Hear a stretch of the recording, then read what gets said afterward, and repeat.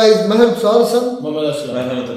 आप देख रहे हो world real reaction YouTube channel. तो चलते हैं जी आज की वीडियो का टाइटल अलग सा की वीडियो है कि Indian flag in Saudi Arabia मक्का।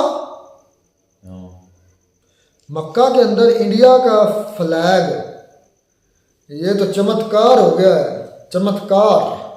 देखते हैं पहले वीडियो वाकई में है कि नहीं, फिर देखते हैं इस पर मजीद बात करते हैं।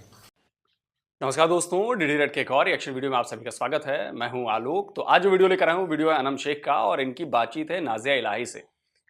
तो टाइटल है Saudi national waving Indian flag in Mecca. अच्छा, नाजिया एक्सप्लेन भाई। तो मतलब तिरंगा जो है वो मक्का में फहराया गया है और सऊदी नेशनल ने फहराया है। अच्छा जी, चलिए देखते हैं। सेमीफाइनल में आ जाए ताकि हिंदुस्तान के टाकरे में खड़े हो जाए। अब हमारे पास है एक टॉपिक जो कि बहुत ज्यादा वायरल हो रहा है। हमने देखा कि 2 Indian national held in Saudi for taking pictures with tree colour, मतलब हिंदुस्तानी तिरंगा। ट्री कलर नहीं, ट्राई कलर। ट्राई कलर तिरंगा, try colour, tri services, try colour.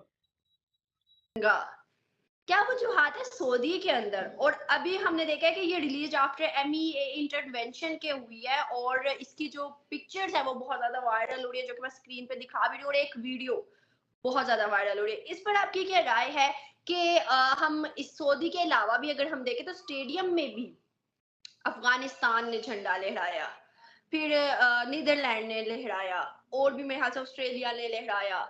भाई हिंदुस्तान के झंडे में दुनिया को नजर क्या आ रहा है? क्या ऐसी वजूहत है?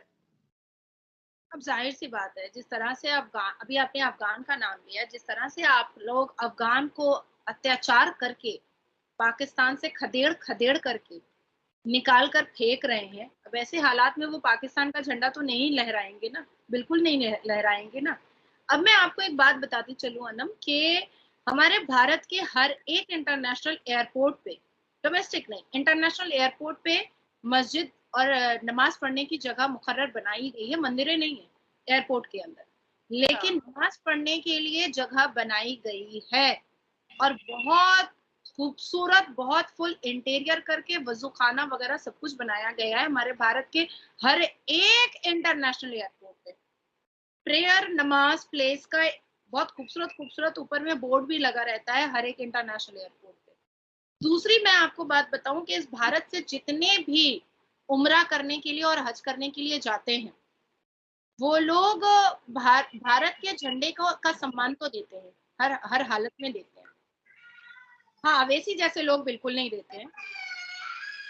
तो भारत के सुकून से बहुत नफरत होती है और हमासी बलात्कारी समर्थकों को भारत के सुकून से और भारत के तिरंगे झंडे से या भारत के संविधान से कोई दिलचस्पी नहीं है। लेकिन हम जैसे मुसलमान, अभी मैं अगर उम्रा करने के लिए या हज करने के लिए जाऊंगी तो जाहिर सी बात है कि मैं अपने तिरंगे झंडे को अपने कलेजे से, कफन से भी ज्यादा मोहब्बत से मैं उसको चिपका कर रखूंगी, उसको सटा कर रखूंगी अपने कलेजे से कि भाई मैं भारत से आई हूँ। दूसरी बात है कि यही चीज 2019 के दौरान जब हुआ था तो 3-4 लोग जो है वहां पर डिटेन्ड हो गए थे, अरेस्ट हो गए थे। और जैसे ही ये बात हमारे गृह मंत्री श्री अमित शाह जी को पता चली थी, इमीडिएट अमित शाह जी ने इसमें इंटरवीन किया था और वो लोग रिलीज हुए थे इमीडिएट, कुछ लम्हों में ही, कुछ घंटों में ही रिलीज हुए थे। और फिर 2021 में जिस न्यूज के बारे में आप बात कर रही हैं, 2021 में ये लोग हज करने के लिए, ये दोनों हस्बैंड वाइफ है, शौहर खाविंद और अहलिया हैं, ये दोनों कपल्स ने भारत के झंडे को अपना हज मुकम्मल करने के बाद भारत के झंडे को सम्मान दिया और अपने हज को उन्होंने मतलब बहुत मुबारक तरीके से हज के दौरान ड्यूरिंग हज उन्होंने भारत को भी थैंक यू और शुक्रिया अदा किया। एक बात और कहना चाहूंगी आपको, देखिए हम जहां से आते हैं उस देश से हमें बहुत मोहब्बत होनी चाहिए। हम जहां का खाते हैं, जहां से रहते हैं, जिस सरहद, जो सरहद हमें इज्जत और हिफाजत देती है, उस सरहद से हमें मोहब्बत होनी चाहिए। और हमारा कुरान भी कहता है कि जिस सरहद में रहो उस सरहद से बेपनाह मोहब्बत करो। तो ये जितने भी लोग हज करने जाते हैं और जो लोगों का आप लोग ये न्यूज़ देखती हैं कि तिरंगे झंडे को ये लोग बहुत खूबसूरत तरीके से इज्जत दे रहे हैं, तो ये वही लोग हैं जो राष्ट्र से बहुत बहुत मोहब्बत करते हैं, भारत से, जो भारत की भूमि से बहुत मोहब्बत करते हैं, जो अपने आप को वहां तक पहुंचने पर भारत का बहुत महत्वपूर्ण इंपॉर्टेंट रोल देखते हैं। अब इस पर मैं आपको बताती हूँ कि 2021-22 में जितनी भी महिलाएं हज करने के लिए गई हैं, ये हमारे भारत के प्रधानमंत्री हैं जिन्होंने खुर्शीद साहब से, जो क्राउन प्रिंस है यूएई के, उनसे बात करके उनके साथ एक एमओयू किया और उन्होंने कहा कि भारत में ऐसी बहुत सारी महिलाएं हैं जिनके घर में मर्द नहीं है, लेकिन वो हज करने के लिए जाना चाहती हैं। तो खुर्शीद साहब ने इस एमओयू पे साइन किया कि आप अपने भारत से इंडिविजुअल अकेली महिलाओं को हज करने भेजिए, उनकी पूरी जिम्मेदारी मेरी है, पूरी की पूरी जिम्मेदारी मेरी है। आपकी रिस्पॉन्सिबिलिटीज है कि आप सिर्फ अपने देश के एयरपोर्ट पे, फ्लाइट पे उनको बैठाइएगा और उसके बाद फिर पूरी जिम्मेदारी मेरी है। हम लोग उनके खानदान वालों की तरह, उनके औलादों की तरह खड़े रहेंगे, उनको हज करवाएंगे और किसी भी चीज की कोई कमी नहीं होगी। आपको मैं बता दूं कि 2022 में इस टॉपिक पे मैं कई नेशनल चैनल्स पे बैठी थी और कई मौलवी मुल्लाओं ने मुझे बहुत झाड़ा, क्योंकि मैं इस कंसेप्ट को, इस योजना को मैं बहुत महत्वपूर्ण और वुमेन एम्पावरमेंट की तरह देख रही थी कि 1400 साल के बाद पहली बार औरत को ये इजाजत मिली कि वो अकेले हज पर जा सकती है। अदरवाइज पहले बिना मर्द के हमारा हज ही नहीं होता था। मतलब क्या नॉनसेंस और इडियोटिक बात थी। हम अल्लाह के घर जा रहे हैं और अल्लाह की हिफाजत पर हमें भरोसा नहीं है और मर्दों पे भरोसा है, जिसमें कई मुसलमान मर्द बलात्कारी भी हैं जो जेल भी खट रहे हैं और जेल खट के भी आ चुके हैं। तो अल्लाह के घर जाने के लिए सिर्फ अल्लाह पे भरोसा होना चाहिए, उनकी उम्मतों पे भरोसा करने की जरूरत नहीं है हिफाजत के लिए। और अल्लाह के घर जा रहे हैं, अल्लाह हिफाजत करने वाला है ना मेरा। हम हज करने जाएंगे तो अल्लाह हिफाजत करने वाला है। 4300 से ऊपर महिलाएं अकेले हज करने के लिए गई और आने के बाद उन्होंने कैमरा के सामने इतनी तारीफ की है, इतनी तारीफ की है। उन्होंने कहा कि मुझे तो एहसास ही नहीं हुआ कि मैं अकेले हज पे आई हूँ। जिस तरह से हम लोगों को इज्जत दी गई है मक्का मदीना में, तो और साथ ही साथ फिर भारत के प्रधानमंत्री ने उन तमाम महिलाओं के जीएसटी को, जो 15% था, 15% जीएसटी जो पे करना पड़ता था ट्रैवल वगैरह के लिए, टिकट्स के लिए, वो उतार के उसको 8% पे लेके आए कि अकेले जब महिलाएं जाएंगी तो उनको हर तरह की फैसिलिटीज होनी चाहिए। साथ साथ एक किट दिया गया हज हाउस में कि उनको यात्रा के वक्त और हज ड्यूरिंग हज उनको जो जो चीजों की जरूरत होती है इस्लामिक तरीके से, वो उनको वो किट बना करके सेंट्रल गवर्नमेंट ऑफ इंडिया की तरफ से दिया गया। बिल्कुल सही मैम। और अगर हम लेकिन ये पाकिस्तान की मीडिया कभी नहीं दिखाएगी। पाकिस्तान की मीडिया हमेशा दिखाएगी कि जी भारत में तो मुसलमानों पर जुल्म होता है, मुसलमानों को मारा जाता है, उन्हें मस्जिद में नहीं जाने दिया जाता, नमाज नहीं पढ़ने दिया जाता, इस्लामिक तौर तरीके का पालन नहीं करने दिया जाता, हिजाब नहीं पहनने दिया जाता और पता नहीं क्या क्या। लेकिन ये खबर नहीं बताएगी, क्योंकि जैसे ही उसने इस खबर को बताया, प्रोपेगेंडा खत्म। फिर भारत के नाम पर जो वोट बैंक की पॉलिटिक्स पाकिस्तान में चलती है, या जो भारत के नाम पर डर दिखाकर मुसलमानों पर जुल्म की बात कहकर जो सेना वहां पे फंड्स देती है, वो कहां से आएंगे? फिर वो जेब में पैसे कहां से आएंगे? इस तरह की खबरें कभी नहीं दिखाएंगे। मुझे हैरानी होती थी, बीच में वो चला फर्स्ट विजिट इन इंडिया और दिस और दैट, उसमें लोग देखकर पाकिस्तान के यूट्यूबर्स हैरान होते थे कि अच्छा भारत में मस्जिदें भी हैं, अच्छा भारत में मस्जिदों में अजान भी दी जाती है, अच्छा भारत में लोग मस्जिद में जाते हैं नमाज पढ़ने, अच्छा कोई लफड़ा नहीं होता, कोई रोकता नहीं है। अरे क्यों रोकेगा भाई, कोई क्यों रोकेगा? हाँ, अगर आप सड़क पर जबरन पढ़ेंगे तो रोका जाएगा भाई, लेकिन मस्जिदों में जाकर पढ़िए, घरों में पढ़िए, आप जो मन करे वो करिए, इस पर कोई रोक टोक नहीं है। तभी तो आज भारत में मस्जिदों की संख्या बढ़ी है, पाकिस्तान में मंदिरों की संख्या कम हो गई। कम क्या हो गई, विलुप्त हो गई है करीब करीब 2000 से 20 बची हुई है 76 साल में। लेकिन 76 साल में आप देखेंगे तो 10,000 से 2.5 लाख 3 लाख मस्जिदें ऊपर ही हो गई होंगी। 3 लाख तो मतलब एग्जाम्पल दे रहा हूं, इससे ज्यादा कहीं होंगी, कहीं ज्यादा होंगी।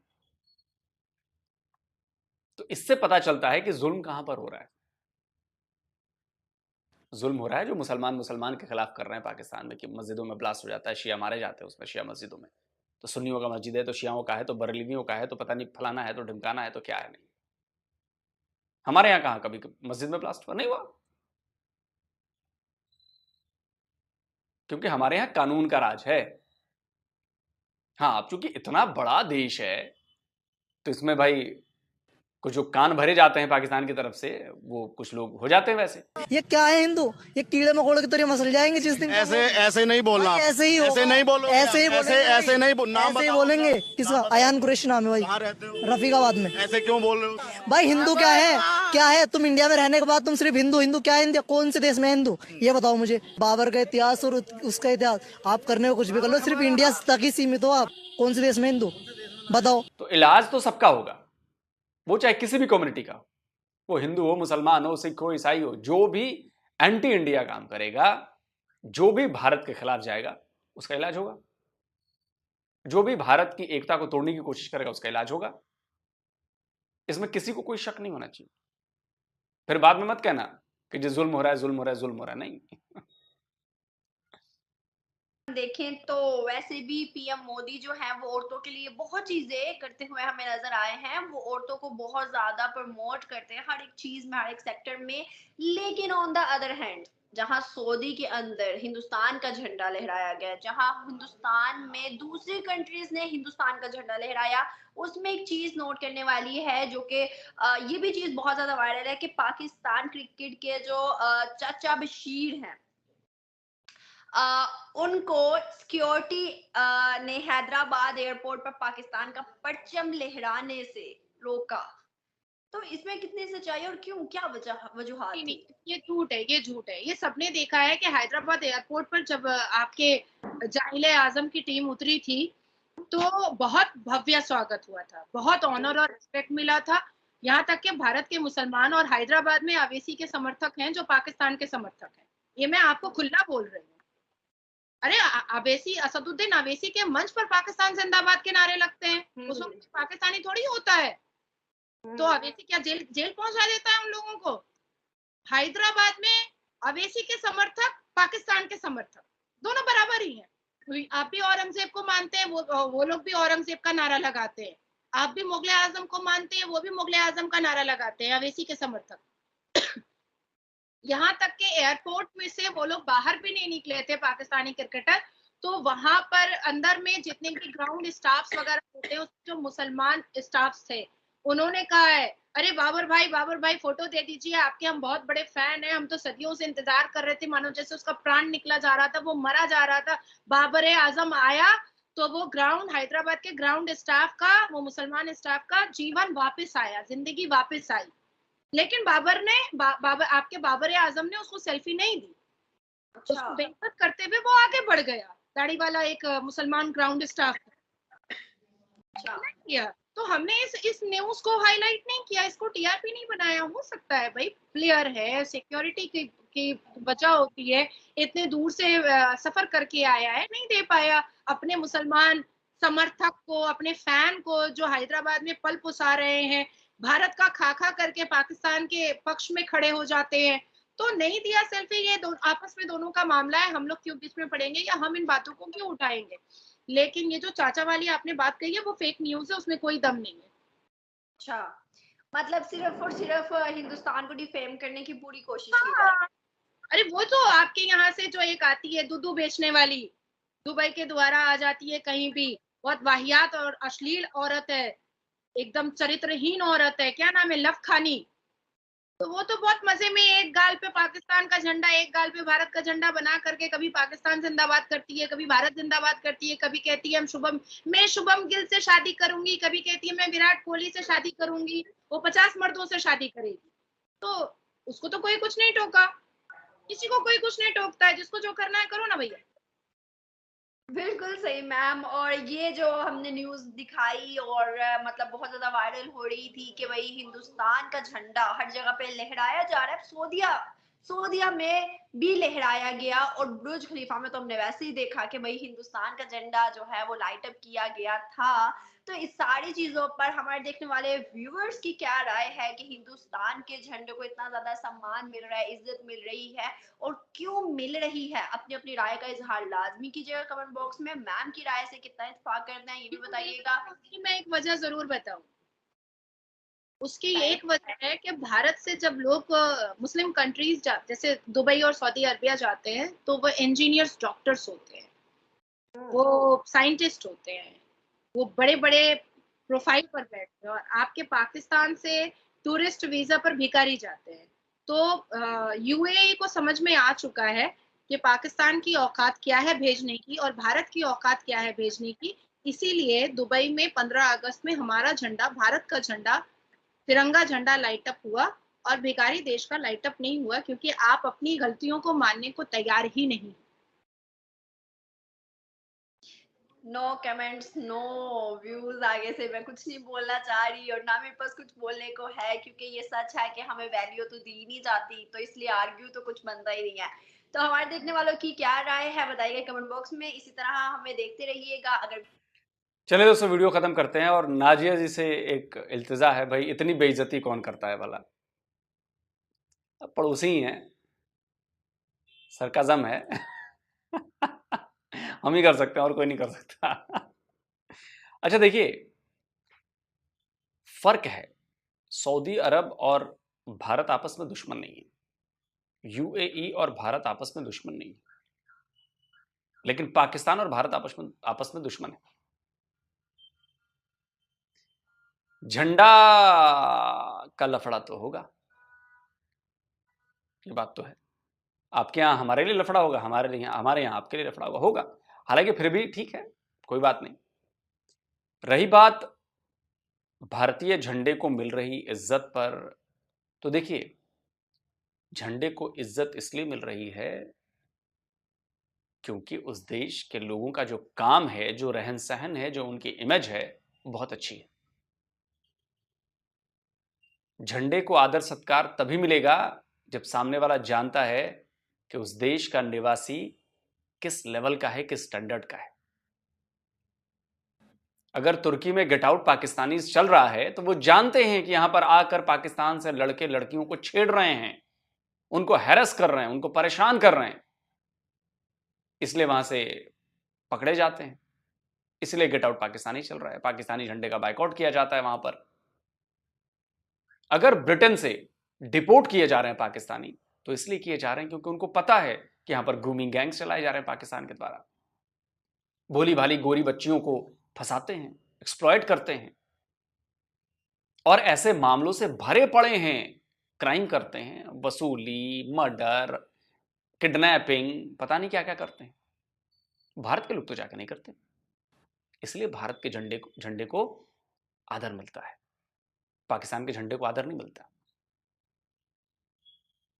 ग्रीस में मतलब हर जगह आप जहां देखें वहां पर, इटली में, जर्मनी में, यूरोप के और भी देशों में, अमेरिका में, हर जगह जो है वो आप लोगों की कारस्तानी दिखती है, पाकिस्तानियों की। और धीरे धीरे पूरी दुनिया जान गई है कि पाकिस्तानी लोगों का माइंडसेट क्या है। मैं फिर कह रहा हूं, सारे लोगों का नहीं, लेकिन मैक्सिमम लोगों का।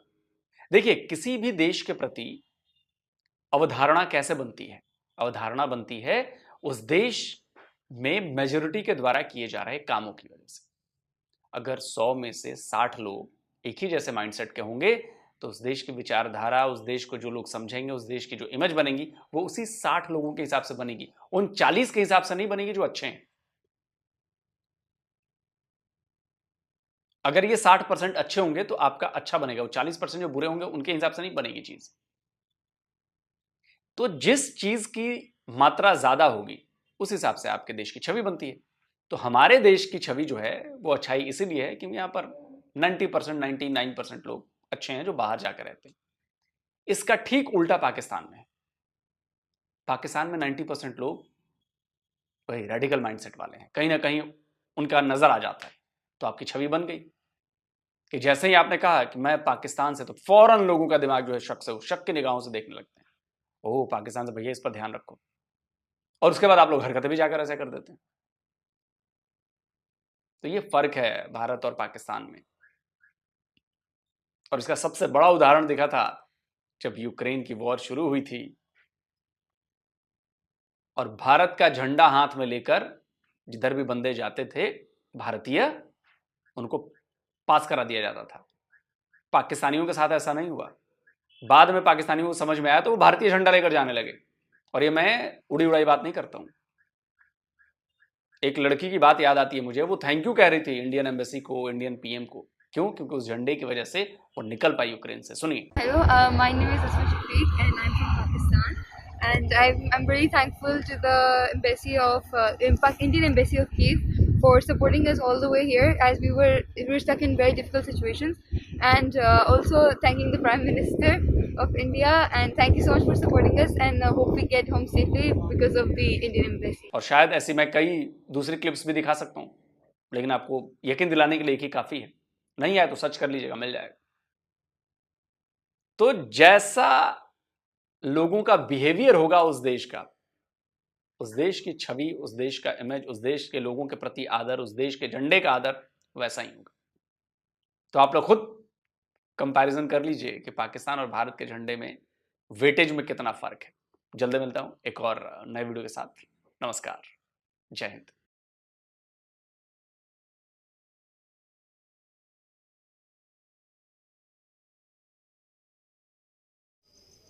तो जी वीडियो होगी ख़त्म। वीडियो ख़त्म हुई, बड़ी इंटरेस्टिंग और मेरे लिए तो शॉकिंग थी कि जब मैंने वो इंडियन तिरंगा सऊदी अरब में देखा। मतलब सऊदी अरब में स्पेशल बाकी चीज़ों में क्योंकि देखा मक्का में, इसलिए ज़्यादा चौंका मैं कि मक्का के अंदर कि जहाँ जिस जगह जिस खाना काबा नहीं, मैं मक्का के एरिया में खाना काबा नहीं लेकर गया, और हाजियों के हाथ में तिरंगा था और वो अपने मुल्क की नुमाइंदगी कर रहे थे। और जो बातें उसने, वो नाजिया इलाही है, उसने कुछ बातें बड़ी अच्छी भी की हैं। उन कुछ बातों से मैं उससे इत्तेफाक नहीं करता, वो बाद में करूँगा। लेकिन काफ़ी कंट्राडिक्ट बातें बड़ी अजीबोगरीब उसने कर दी हैं, वो भी बात मैं बात करूँ। पहली बात ये सोचें, जो मुझे सबसे ज़्यादा इस पूरी वीडियो में पसंद आई है वो ये है कि जिन औरतों के, मुसलमान औरतों के मर्द खामद नहीं हैं, उनके लिए मोदी गवर्नमेंट ने स्पेशल स्टेप्स लिए हैं। और वो स्टेप जो है उनको माना है, उनको इज्जत दी है आपके जो शेख हैं सऊदी अरब के। मतलब कि इज्जत देना किसे कहते हैं ये बताया है, इस तरह इज्जत देती है। उन्होंने मोदी गवर्नमेंट ने स्पेशल किट बनाई उन औरतों के लिए जो कि फ्री मिली हैं। फिर उन्होंने बातचीत की है सामने वाले शेख से जो उस पूरे प्रोसेस में शामिल था, और उसने कहा कि आप अपनी माएँ बहनें बेटियाँ जो मतलब जिनके शौहर नहीं हैं उनको भेजें, आप उनको ऐसे ही समझो कि हम उनके बेटे हैं, हम उनके भाई हैं। इस तरह होती है इज्जत देना और इज्जत करवाना, और औरत की इज्जत बनवाना। स्वाद आ गया, चस आ गई, मज़ा आ गया ये बात सुन के। अगर ऐसी हकीकत है तो मैं कहता हूँ कि स्पीचलेस इस पर बात करना। तो जो असल मानी में इज्जत दी जाती है औरत की, इसी तरह होती है। और इस पर पूरी मोदी साहब ने स्टेप लिए। ये मैंने देखा था ना कि जब मक्का की हदूद में ये हुआ था, तो मैंने देखा तो मुझे भी हैरान हुआ था कि यानी कि वहाँ पर मुसलमान खुशहाल हैं तो अपनी कंट्री की नुमाइंदगी कर रहे हैं ना। बेसिकली बेशक वो इंडियन मुस्लिम हैं, अगर वो मुश्किल में होते, वहाँ पर उन पर जुल्म जबर किया जाता, तो इस तरह अपने मुल्क का झंडा तो वहाँ पर नाना लहराते। इससे यही ज़ाहिर मुझे तो सिर्फ होता है कि वहाँ पर आज़ादी है, मुसलमानों को बिल्कुल जो मर्जी आज़ादी के साथ करें, वो आज़ाद हैं। ये बड़ा थोड़ा सा बात थोड़ी चर्चे में आई थी, बड़ी जो है ना बहुत ज़्यादा वायरल हुई थी जब मोहम्मद शामी सईदा करने लगा था ना, तो सईदा करते ऊपर उठ गया, लेकिन उसने किया नहीं था। तो बाद लोग उसको क्या मतलब कि बाद लोग कहते थे कि वो गुलाम मुसलमान पाकिस्तानी आज़ाद मुस्लिम है, लेकिन मैं कहता हूँ पता नहीं उसने किस वजह से नहीं किया, या वो करना चाहता था, ये जो भी था उसकी नीयत आप कैसे समझ सकते हैं? वही ना, मतलब कि मैं वही बात कर रहा हूँ उसको। लेकिन इतना जरूर है, जो मैंने सीन देखा था जब मोहम्मद शामी ने 5वीं विकेट ली थी, वो मैच के खिलाफ था, खैर किसके खिलाफ था मुझे जब जानी, 5वीं विकेट जब ली तो वो नीचे बैठे हैं, मतलब सजदे की पोजीशन में गए हैं मोहम्मद शामी, लेकिन वो नीयत से गए सजदा करने, शुक्र अदा करने के लिए, लेकिन इस तरह भी उन्होंने किया और नीचे भी गए। वल्लाह अल्लाह बेहतर जानता, उसकी नीयत उसके साथ है। और इसका चर्चा हमारे मीडिया ने काफ़ी खूब किया हमारे मेन स्ट्रीम मीडिया ने कि जी मोहम्मद शामी सजदा करना चाहता था, भाई लेकिन हमारे कंट्रोवर्सी के डर से नहीं मीडिया में कोई बात मिल जाए किया मेन स्ट्रीम मीडिया पर मैंने न्यूज चल ठीक देखी। है, मैं वो कह रहा हूँ, मैं ये नहीं कहता, मैं कहता हूँ कि अब देखने वाले को ऐसे ही लगे मोहम्मदुल्लाह जो है ना, उसने किया कल जो मैच था उसने मतलब कि उसने इशारा मतलब ऊपर की तरफ किया है, उसने सजदा किया है, मतलब किसी को और कोई किसी को जो है ना उसकी बात पर इतना बिगाड़ नहीं होता जितना इंडियन करते हैं पाकिस्तान। अच्छा खैर बात इंडियन पर ये तो अजल से ऐसे दूसरे तनकीद करते आ रहे करते रहेंगे मुझे लगता है। लेकिन खैर जो मोदी की वजह से इंडिया को तरक्की मिली है ना, तो वो इज्जत तरक्की भी और इज्जत दोनों चीज़ें हैं ना, तो वो आज मक्का में भी दिखाई दिया कि भाई जो अवाम अपने हुक्मरान या अपने मुल्क के मैनेजमेंट से या उनके असूलों से खुश होती है, तो वही अपने मुल्क का तिरंगा या फ्लैग जो है ना उठाती हैं और दूसरे मुल्कों में ये शो करवाती हैं कि भाई हम अपने मुल्क से कितना प्यार करते हैं। तो ये असल में यही बात है जो वो हाजी मेरे ख्याल में करवा रहे हैं। तो खैर ये अपने लीडर से प्यार जो है ना वो। अच्छा अब बात आते हैं नाज़िया अलैहा की बाकी बातों पर। नाज़िया अलैहा जारी बात है मुस्लिम, अल्लाह उसको इस पर कायम रखे।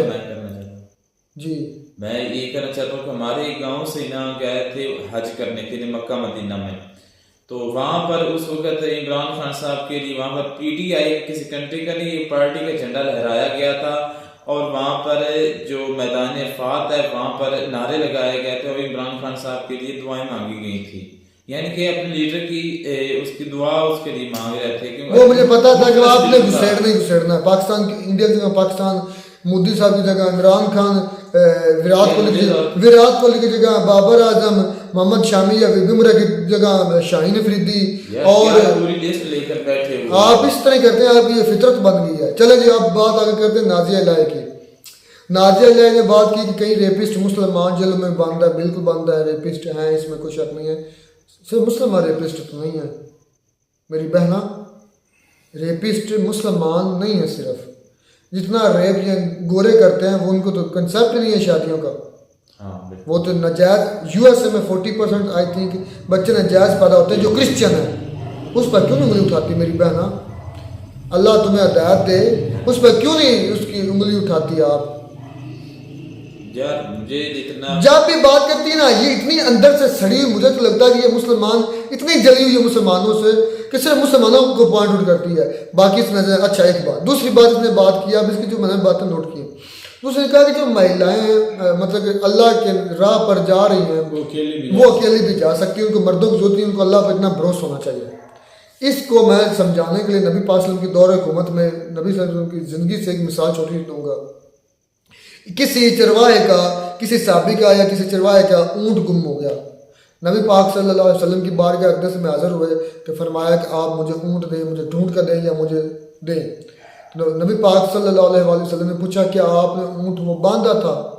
तो उसने कहा कि नहीं, मतलब कि मेरा भरोसा है कि मिल जाएगा। तो नबी पाक सल्लल्लाहु अलैहि वसल्लम जब ये सवाल किया कि आपने क्या ऊँट बांधा था, तो उसने कहा कि नहीं। नबी पाक सल्लल्लाहु अलैहि वसल्लम ने फरमाया कि पहले एहतियात बाद में भरोसा, मतलब पहले अपनी एहतियात नहीं फिर अल्लाह के सुपुर्द करना है। अगर आप उस ऊँट को ना बांधें या अपने जो सामान की अपना ना ख्याल करें और ये कहते हैं कि अल्लाह के सुपुर्द, एहतियात ज़रूरी है और उसके बाद अल्लाह पर यकीन छोड़ना कि अब भी मैंने अपनी तरफ से जो अल्लाह मैंने एहतियात कर दी, अब भी इसका मुहाफिज तू है, इसके बाद हिफाजत करना तेरा फ़र्ज़ है और फ़र्ज़ सॉरी कर रहा हूँ तुम्हारे ज़िम्मे है कि हमने तुझ पर छोड़ दी।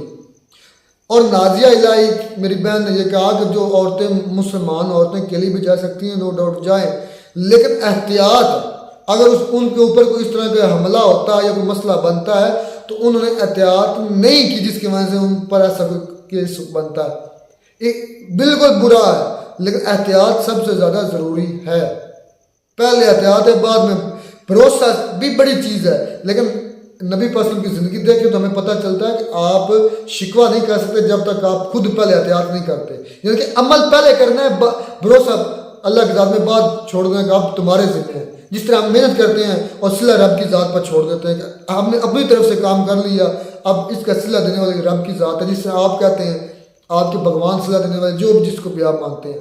मेहनत करना इंसान के फ़र्ज में, अमल करना इंसान के बस में, आगे जो उसका रिस्पॉन्स है, उसका रिजल्ट है, और वो कभी भी अल्लाह की ज़ात जो अमल को ज़ाया नहीं होने देता और इसकी तरह मेहनत को ज़ाया नहीं होने देता। इस बात से मैं खिलाफ करता हूँ दो से, पहले कि रेपिस्ट उसने से मुसलमान कहा, मुसलमान के लिए रेपिस्ट नहीं है।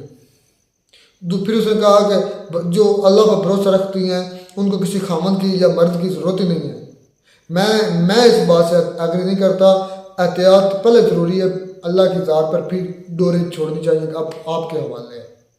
खैर, बड़ी शानदार थी वीडियो। जो एंड पर कुछ कहना चाहते हैं मतलब भाई मैं ये कहना चाहता हूँ कि जो आपकी राय आपके साथ है, लेकिन मैं कहता हूँ उसने गलत कहा है कि जो मर्द है ना, सॉरी औरत है, वो मर्द के बगैर हज के लिए, उम्रा के लिए जा सकती है। नहीं, जा तो सकती है, इसमें इशू नहीं है, लेकिन एहतियात जो है ना वो भी है। भाई एहतियात जरूरी है, वो इसलिए कि मर्द एक मतलब के देखने की औरत का एक अल्लाह ताला ने उसके लिए एक चौकीदार बनाया हुआ है, उसकी निगरानी करता है। खैर, मज़ेदार वीडियो, ये मज़ा आया देख कर कि इंडिया का तिरंगा सऊदी अरब के शहर मक्का में, ये मैं वाकई में चौंक गया था।